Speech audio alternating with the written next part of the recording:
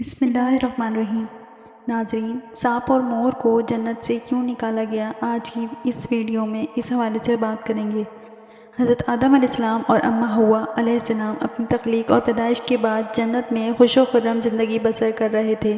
شیطان جنت اور عالم بالا سے نکالا جا چکا تھا، اس لیے شیطان کے دل میں حضرت آدم علیہ السلام کی دشمنی جاگ اٹھی تھی اور آتش انتقام دل میں بھڑک اٹھی۔ شیطان کو جب یہ پتہ چلا کہ حضرت آدم علیہ السلام کو جنت کے تمام میوے کھانے کی اجازت مل چکی ہے، لیکن شجر ممنوع یعنی گندم دانے کو کھانے سے منع فرما دیا گیا، تو زمین سے عالم بالا کی طرف روانہ ہوا۔ جنت میں شیطان کا داخلہ ممنوع تھا، لیکن 3 اسم اعظم یاد تھے جن کا ورد کرنے سے اس کو یہ طاقت حاصل ہو گئی تھی کہ وہ آسمان اول سے 7ویں آسمان تک پہنچ سکے۔ وہ جنت کے دروازوں پر بنے ہوئے یاقوت سرخ کے 2 چبوتروں میں سے ایک پر بیٹھ گیا اور 300 سال تک انتظار کرتا رہا کہ کوئی جنت سے باہر آئے اور اس سے اپنے مطلب کی بات کرے۔ اچانک مور جنت سے باہر آ گیا۔ اس کو دیکھتے ہی شیطان خوش ہوا اور اس سے کہنے لگا کہ اے خوشنما پرند، تم کون ہو؟ مور نے جواب دیا، میں مور ہوں۔ مور نے کہا کہ تم اپنا تعارف کراؤ۔ شیطان نے کہا کہ میں عالم کروبیاں کا ایک فرشتہ ہوں اور ایک لمحے کے لیے بھی اللہ کی یاد سے غافل نہیں ہوں۔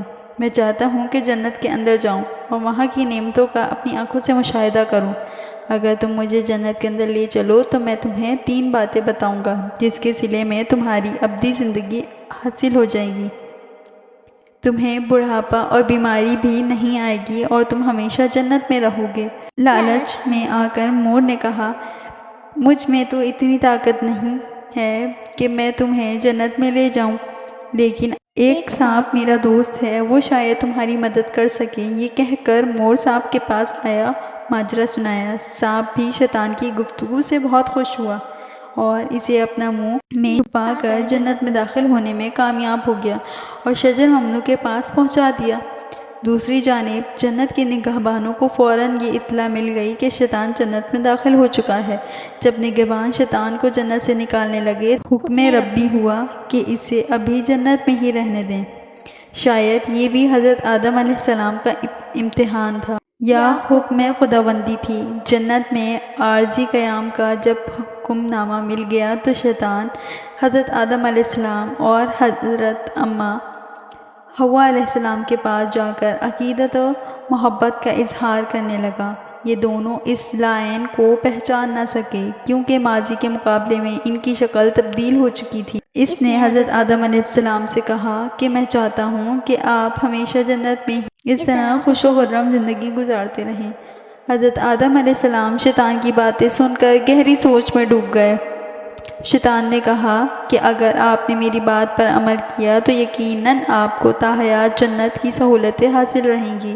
یہ سن کر وہ حکم ربی سے شیطان کے بہکاوے میں آ گئے اور پوچھا کہ یہ کس طرح ممکن ہے۔ شیطان نے کہا کہ وہ گندم کا دانہ اگر آپ دونوں چکھ لیں تو آپ کو ابدی حیات حاصل ہو جائے گی اور آپ جنت میں ہی رہیں گے۔ یہ بات سن کر حضرت آدم علیہ السلام کے دل میں رجحان پیدا ہوا، لیکن ان کے دل میں اللہ کی نافرمانی کا خوف غالب آ گیا اور ان کے کہنے پر دونوں نے اس شجر ممنوع کو چکھ لیا جس سے دونوں بے لباس ہو گئے۔ ناظرین، کہانی تو بہت طویل ہے، لیکن مختصر بات یہ ہے کہ اللہ کے حکم پر فرشتوں نے حضرت آدم علیہ السلام کو کوہ سرا ندیب یعنی سری لنکا کے قریب اور حضرت اماں کو جدہ کے سرزمین پر جا اتارا۔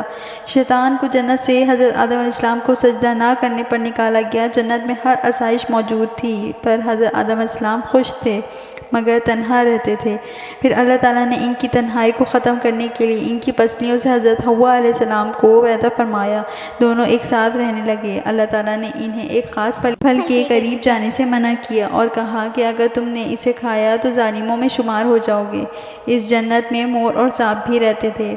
وہ جنت سے باہر بھی آیا جایا کرتے تھے۔ ایک دن شیطان نے انہیں روکا اور کہا کہ مجھے بھی جنت لے جاؤ۔ انہوں نے کہا اللہ تعالیٰ نے ہمیں منع کیا ہے۔ اس سے جذباتی واسطے دینا شروع کر دیے۔ پھر سانپ نے اس سے کہا تم سانپ بن جاؤ اور مور تمہیں نگل لے گا اور جنت میں جا کر اگل دے گا۔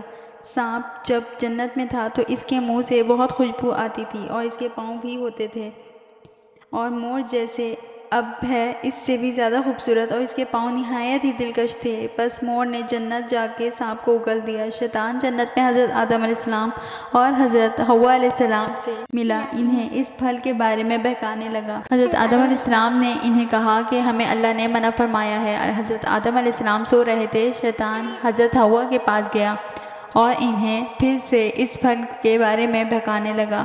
حضرت حوا بالآخر اس درخت کی طرف چلی گئیں اور وہ پھل کھا لیا۔ جب حضرت آدم علیہ السلام اٹھے تو اس کر کے انہیں بھی کھلایا۔ ان کے جسم سے جنت کا لباس غائب ہو گیا۔ تب انہیں بہت شرمندگی ہوئی اور اللہ سے رو رو کر معافی طلب کی۔